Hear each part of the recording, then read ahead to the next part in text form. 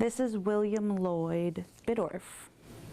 Like every proud new mom, Whitney Everard is beaming with pride over the birth of her first child. 7 pounds, 3 ounces, and 19 inches long. But this little guy is giving her the ultimate reason to glow. He's a sort of medical miracle.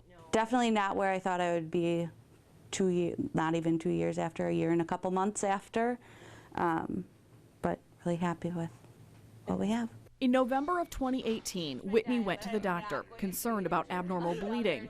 Weeks of testing and waiting turned into a dreaded diagnosis, a tumor in her uterus that had to be removed just to find out what it was. Whitney had a low-grade endometrial stromal sarcoma, which is less than 0.2% of the uterine cancers that get diagnosed every year. So it's about a 1 in a million type of uterine cancer. And at only 26 years old, almost unheard of. Brevea gynecologic oncologist Dr. Aaron E. Stevens remembers telling Whitney the best medical treatment was a second surgery to perform a complete hysterectomy, eliminating any chance of her getting pregnant and having children.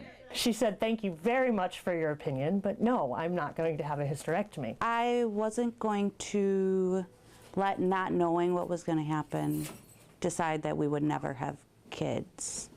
So I guess instead of ignoring the unknown, we just decided we'd find out what happened. Dr. Stevens made her consult other medical experts who also advised surgery, not children.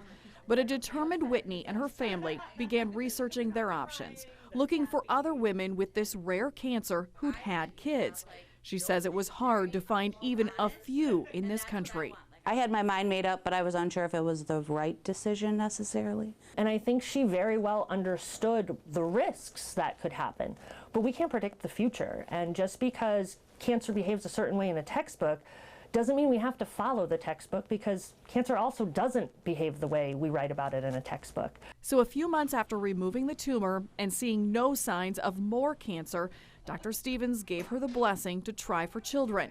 Barely 3 months after that, an elated Whitney called with good news. How did this happen so fast? Her team of doctors, including her obstetrician and Dr. Stevens, carefully monitored Whitney through the entire pregnancy, unsure what would happen. This is a hormonally sensitive cancer. It grows with estrogen. And the risk of being pregnant when your hormone levels with estrogen and progesterone go sky high is that if there were cancer cells left behind that I couldn't see with my eyes at the time of surgery, her cancer could grow during her pregnancy. But at 36 weeks and 1 day, Whitney delivered a healthy boy via C-section and no sign of any cancer. To be able to be a part of a young woman having a uterine cancer and then having a baby after that is really a unique and special experience. While she'll still need a hysterectomy at some point, Whitney hopes to add another child to their family too. If it helps like somebody else who's 26 years old and told that they, have this too and they might never have kids, at least there's now one example of somebody who did, and we're doing good.